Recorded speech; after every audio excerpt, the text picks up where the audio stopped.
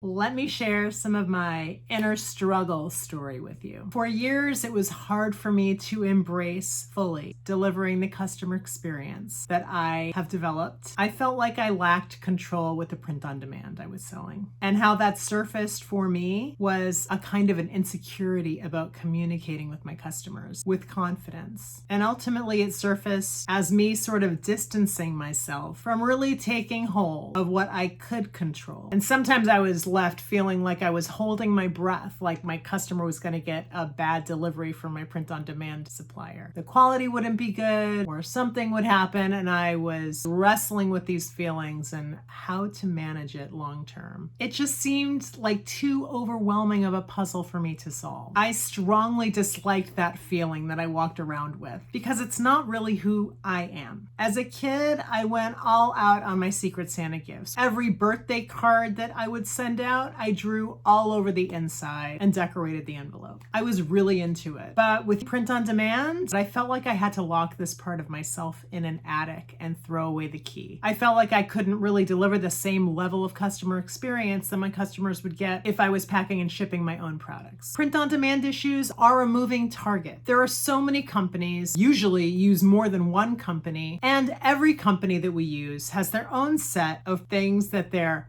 better at and things that they're not so great at. So ultimately, I just stuffed down my inner conflicts about it and kept my fingers crossed that my print on demand orders would be delivered correctly and that the quality would be perfect. But we all know that with print on demand, we have to be prepared for potential fluctuations in the quality, in timeliness of production, in time frame of delivery, potential for misprints and damaged merchandise. So I felt that there was a ceiling to the level of customer service that I could consistently provide to my customer. At some point, I started to reject this story. It didn't happen all at once. I started to try things, one small thing at a time, just to see how things would go. Would my customer's experience improve? What would be the outcome? I was curious. And after a while, I realized I was really into it, just like I was into drawing inside all those greeting cards when I was a kid. I began to make it a habit to continually introduce improvements into my customer's experience in different ways. It has really turned into a passion of mine, and it feels great to me because it's not only good for my customer community and my overall shop health, but it also allows me to be more authentic,